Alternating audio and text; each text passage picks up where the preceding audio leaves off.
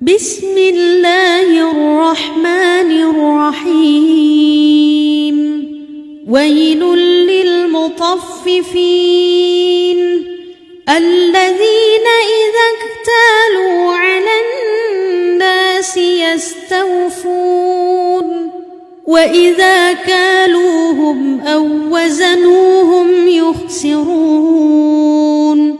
ألا يظن أولئك أنهم مبعوثون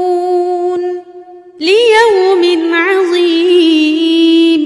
يوم يقوم الناس لرب العالمين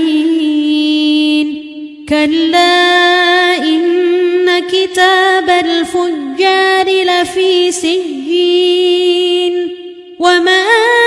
أدراك ما سجين كتاب مرقوم ويل يومئذ للمكذبين الذين يكذبون بيوم الدين وما يكذب به إلا كل معتد أثيم إذا تتلى عليه آياتنا قال أساطير الأولين كلا بل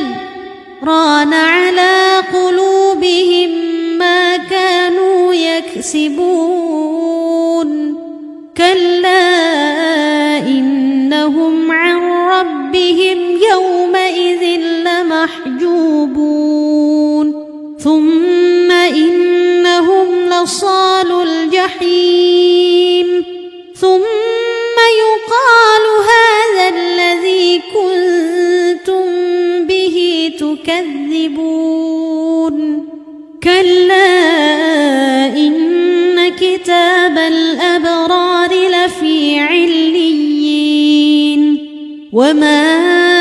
أدراك ما عليون كتاب مرقوم يشهده المقربون إن الأبرار لفي نعيم على الأرائك ينظرون تعرف في وجوههم نضرة النعيم يسقون من رحيق مختوم ختامه مسك وفي ذلك فليتنافس المتنافسون ومزاجه من تسنيم عينا يشرب بها المقربون إن الذين أجرموا كانوا من الذين آمنوا يضحكون وإذا مروا بهم يتغامزون وإذا انقلبوا إلى أهلهم انقلبوا فكهين وإذا رأوهم قالوا إن هؤلاء لضالون وما أرسلوا عليهم حافظين فاليوم الذين آمنوا من الكفار يضحكون على الأرائك ينظرون